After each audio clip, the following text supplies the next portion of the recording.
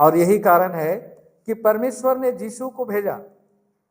आदम कौन था? मनुष्य था, इसलिए यीशु को मनुष्य रूप बनना पड़ा, क्योंकि उसका रिप्लेसमेंट मनुष्य ही हो सकता है। और यीशु आया और उसने आदम का सारे ब्लेम अपने में ले लिया। बोला कि जो कुछ भी उसके अगेंस्ट में जो ब्लेम है, घूस खाया, चोरी किया, जो भी किया, वो मेरा है, वो निर्दोष है। जो पनिशमेंट मिलना चाहिए वो मुझे मिलना चाहिए, उसे रिलीज होना है।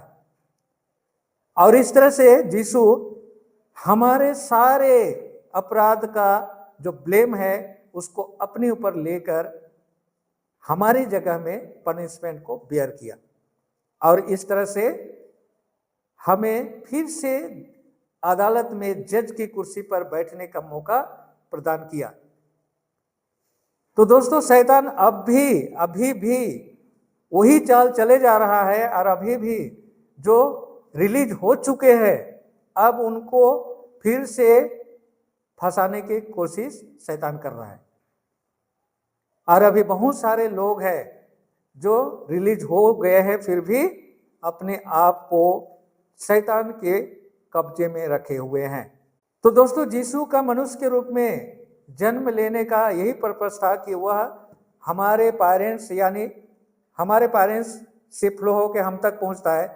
हमारा जो पोजीशन खो गया था उसको रिप्लेस करने के लिए, हम पर जो ब्लेम था, हम अपराधी गिने गए थे, हमारे सारे ब्लेम को रिमूव करने के लिए खुद को रिप्लेस करना। अब सेकेंड स्टेप की चलिए दृश्य को थोड़ा सा देखते हैं। अरेस्ट वारंट कब निकलता है? जब अपराधी के अगेंस्ट में सबूत मिल जाता है कि वो अपराधी है और उसको अरेस्ट करने के लिए हमारे पास सफिशिएंट प्रूफ है, तब अरेस्ट वारंट निकलता है। तो यहाँ पर हम क्या देखते हैं कि अरेस्ट वारंट निकल चुका है किनका? जो अपराधी है। सबसे बड़ा अपराधी कौन है? लूसीफर, और उसके साथ जो भी पार्टनरशिप में अपने को रखे हैं वो भी पकड़े जाएंगे। सभी को अदालत में उठाया जाएगा और सबका जजमेंट होगा, और जजमेंट में जो भी पनिशमेंट उनके लिए निर्धारित किया जाएगा उन्हें बेयर करना पड़ेगा। तो यहाँ पर हम क्या देखते हैं? प्रकाशित वाक्य पुस्तक 20 अध्याय में जाए तो यहाँ पर अगर 1 से 3 पद तक पढ़े तो यहाँ लिखा है, तब मैंने एक स्वर्गदूत को स्वर्ग से उतरते देखा जिसके हाथ में अथाह कुंड की कुंजी और एक बड़ी जंजीर थी। उसने उस अजगर, उस पुराने सांप को जो इब्लिस और शैतान है, पकड़ा और 1000 वर्ष के लिए बांध दिया। कितने साल के लिए? 1000 वर्ष के लिए। तो यहाँ पर अरेस्ट करने का काम यहाँ पर चल रहा है। और इसके साथ अगर हम लोग जाएं 19 अध्याय में और उसका 20 पद पढ़े तो उसके साथ और किसको इसको अरेस्ट किया जा रहा है? यहाँ लिखा है, वह पशु पकड़ा गया और उसके साथ वह झूठा नबी भी, जो उसकी उपस्थिति में चमत्कार दिखाकर उसको छलता था, जिस पर पशु की छाप थी तथा जो उसकी प्रतिमा की पूजा करते थे। तो यहाँ पर पशु जो शैतान का पार्टनर है और झूठा नबी, ये भी अरेस्ट किए जा रहे हैं। और ये अरेस्ट करके 1000 साल तक उन्हें बंदी यानी कहाँ रखा जाएगा? जेल में रखा जाएगा। और उस समय इनका जजमेंट यानी केस रीओपन होगा और उस पर विचार होगी। तो उस अदालत में जज की कुर्सी पर कौन लोग बैठेंगे? जो लोग यीशु के बलिदान को एक्सेप्ट करेंगे वही लोग उस अदालत में जज की कुर्सी पर बैठेंगे। जैसा कि 20 अध्याय में हम लोग जाएंगे, प्रकाशित वाक्य पुस्तक, अरेस्ट होने के बाद अदालत बैठ रही है। 4 पद में देखते हैं, तब मैंने सिंहासन देखे और लोग उन पर बैठ गए और उन्हें न्याय करने का अधिकार दिया गया। कौन लोग हैं ये लोग? मैंने उन लोगों की आत्माओं को देखा जिनके सिर यीशु की गवाही देने और परमेश्वर के वचन के कारण काटे गए थे, जिन्होंने ना पशु ना उसकी मूर्ति की पूजा की थी, ना अपने मस्तकों और हाथों पर उनकी छाप लगवाई थी। वे जीवित होकर मसीह के साथ 1000 वर्ष तक राज करते रहे। यही लोग हैं जो विश्वास में स्थिर रहे, मरते दम तक शैतान की ताड़ना सहे, और वे आज अदालत में जज की कुर्सी पर विराजमान हैं। और 1000 साल तक ये जजमेंट चलेगा। और 1000 साल तक जजमेंट जब कंप्लीट हो जाएगा और सारे दोषी के ऊपर पनिशमेंट निर्धारित हो जाएगा, उसके बाद उनका पनिशमेंट होगा।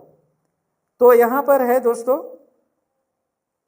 कि वो जो 1000 साल का जो समय है वो कब शुरू होगा? 7वें दिन। छठा दिन अरेस्ट वारंट निकलेगा। छठा दिन यीशु अपने दूतों के साथ शैतान और उसके दलों को अरेस्ट करने के लिए इस पृथ्वी पर आ रहा है। और यह वही समय होगा जब उसके चुने हुए जो जज की कुर्सी पर बैठेंगे उनको यीशु कॉल कर रहा है कि उसमें से निकलो, जितना जल्दी हो सके वहां से निकल के बाहर आ जाओ। जैसा कि प्रकाशित वाक्य पुस्तक 18 अध्याय का 4 पद में लिखा है, फिर मैंने स्वर्ग से एक और शब्द यह कहते सुना, हे मेरे लोगों उसमें से निकल आओ, जिससे कि तुम उसके पापों के सहभागी ना बनो और तुम पर उसकी विपत्तियां ना आ पड़े। तो हमें शैतान के एरिया से, उसके बाउंड्री से बाहर निकलना है और बाहर निकल के हमें वेट करना है किसका? यीशु का सेकंड कमिंग का। वो हमें यहाँ से शिफ्ट करेगा, कहाँ पर? जहाँ पर अदालत बैठेगी। अदालत में हमें जाना है और जाने के लिए यीशु खुद हमें लेने के लिए आ रहा है। और जो लोग यीशु का इस कॉलिंग को रिस्पॉन्स नहीं करेंगे वे यीशु के अगेंस्ट में गिने जाएंगे, यानी शैतान के दल के माने जाएंगे। यीशु बोलता है जो मेरे साथ नहीं वो मेरे अगेंस्ट में है। कोई थर्ड पर्सन, थर्ड ग्रुप नहीं है दोस्तों। या तो आप यीशु के साथ है या यीशु के साथ नहीं है, एक दो ही मतलब ऑप्शन है। अगर यीशु के साथ हैं तब तो ठीक है, अगर यीशु के साथ नहीं है तो बाय डिफॉल्ट आप शैतान के पार्टनर हैं, शैतान के साथ हैं। तो जब ये अदालत बैठेगी, उस अदालत में जो यीशु का कॉल को रिस्पॉन्स करेंगे वो लोग उनका भी जजमेंट करेंगे जो यीशु के कॉल को रिस्पॉन्स नहीं किए और शैतान के दल में गिने गए। तो छठे दिन अरेस्ट करने के लिए यहाँ पर गोली भी चलेगी, बम भी फटेगा, क्योंकि जिस तरह से मतलब कि क्रिमिनल को अरेस्ट करने के लिए पुलिस जब जाती है तो खाली हो तो जाती नहीं है, और इजीली वो लोग हैंड ओवर तो करते नहीं है। शैतान भी इतना इजीली मतलब कि हैंड ओवर करने वाला नहीं है कि चलो आ जाओ हमें अरेस्ट करो, बंदी बना लो, हम सरेंडर कर देते। वो सरेंडर करने वाले के दल में नहीं है दोस्तों।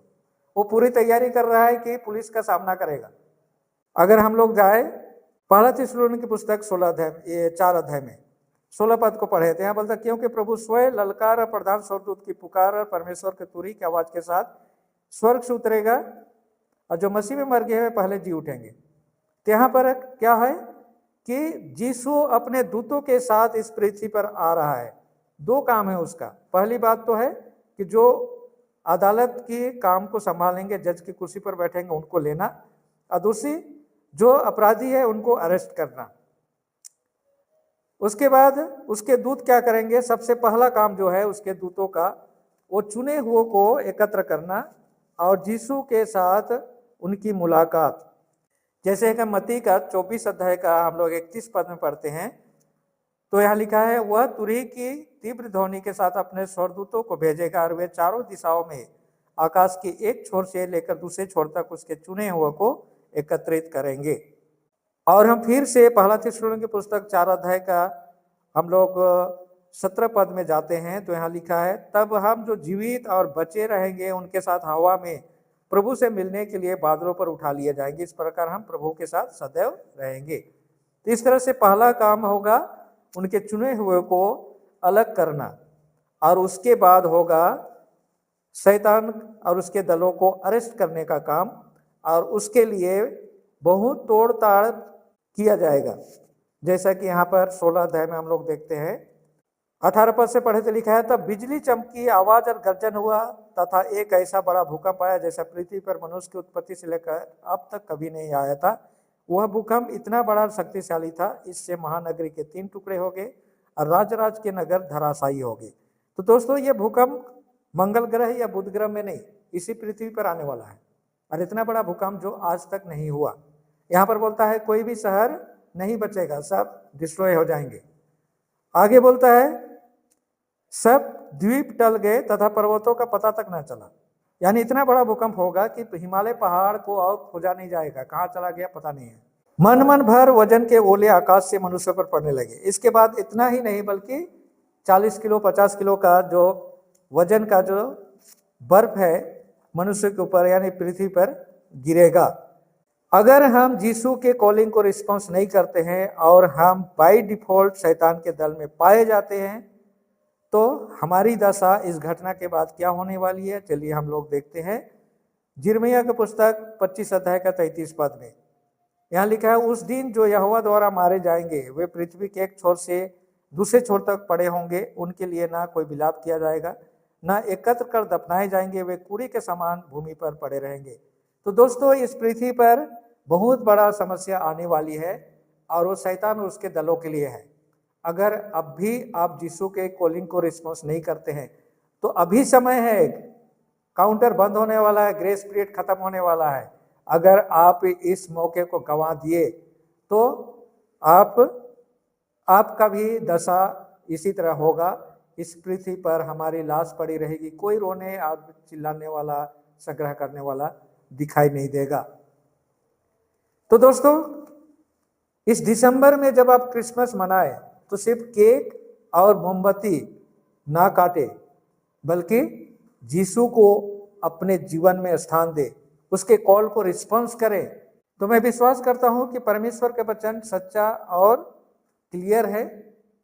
यीशु का आज से 2000 साल पहले इस पृथ्वी पर मनुष्य रूप में क्यों जन्म लिया था, उसका उत्तर आप लोग को समझ में आ गया होगा। तो चलिए हम लोग मिलकर यीशु के जो कॉलिंग है, हे मेरे लोगों, उसमें से निकल आओ, उसको रिस्पॉन्स करते हुए हम इस दिसंबर में 2024 में अपने हृदय में यीशु को जन्म देते हुए क्रिसमस को सेलिब्रेट करें। आप सबों को ईश्वर आशीर्वाद करें। तो दोस्तों आज के लिए इतना ही।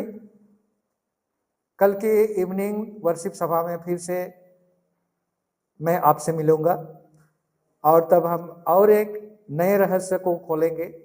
तब तक के लिए आप परमेश्वर का आशीषों का आनंद उठाइए। परमेश्वर आप लोगों के साथ हो। धन्यवाद।